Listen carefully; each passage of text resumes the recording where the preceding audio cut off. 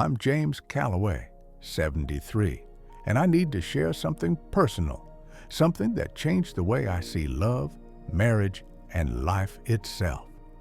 Margaret, my wife, and I were married for 41 years. For most of that time, I thought we had a good marriage. Stable, comfortable, dependable. The kind people assume will last forever. But here's the hard truth nobody tells you. Comfort isn't connection. You can share a home, a bed, a life, and still not really know each other. 6 years ago, Margaret passed away from pancreatic cancer. 4 months from healthy to gone. In her final weeks, she said something I've carried with me every single day since. James, we spent too much time being right and not enough time being close. At first, I didn't understand. We rarely fought. We had a good life, but that was exactly the problem. I thought love was about showing up, paying bills, being reliable, but love isn't built in grand gestures alone. It's built in the tiny, unremarkable moments. The conversations over morning coffee, walks taken for no reason, the quiet act of truly listening when someone shares their day. For years, Margaret suggested small things, pottery classes, dancing, staying up talking late, and every time I had an excuse, too tired, too busy, too impractical. I thought the big gestures were enough. They weren't. Slowly, we drifted apart. I didn't notice at first. She adapted, found her own life, and we became polite roommates, sharing space but living alone. Then she got sick. Suddenly, the some days had a deadline. And in those final months, we talked like we hadn't in decades. She shared dreams I never knew, silent hurts she carried, trips she wanted to take, like visiting Scotland, her grandmother's homeland, a trip I never made real.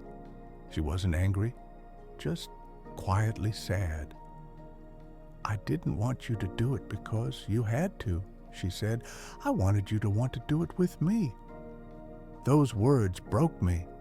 And that's the real danger in relationships, not betrayal, not fights, but indifference, taking each other for granted, assuming there's always time, postponing connection until later, a later that often never comes. After she passed, I found her journal. Reading it was like meeting her for the first time. Her loneliness, the subtle ways I hurt her, the moments I was present physically but absent emotionally. I wasn't malicious. I was lazy. I thought showing up was enough. But relationships crumble from thousands of small neglects, not one dramatic failure. If you love someone, ask questions. Listen fully.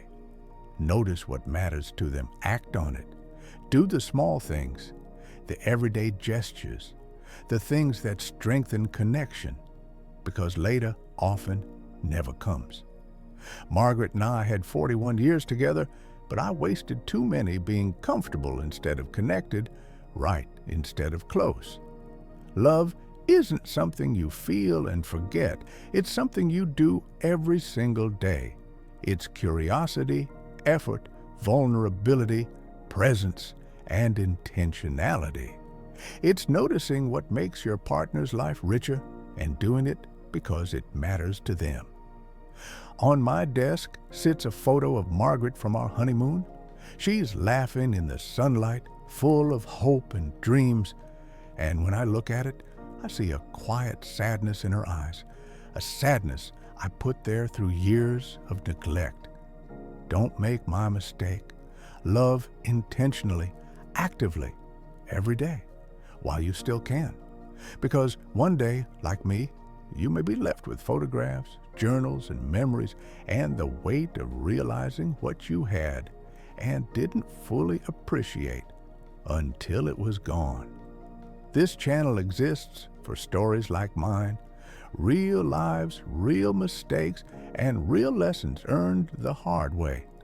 If this story meant something to you, take a moment to subscribe and turn on notifications so you don't miss the next one. And if something here resonated, if it made you think or feel, leave a comment, press like, and share it with someone who might need to hear it today. Thank you for listening. I'll see you again soon.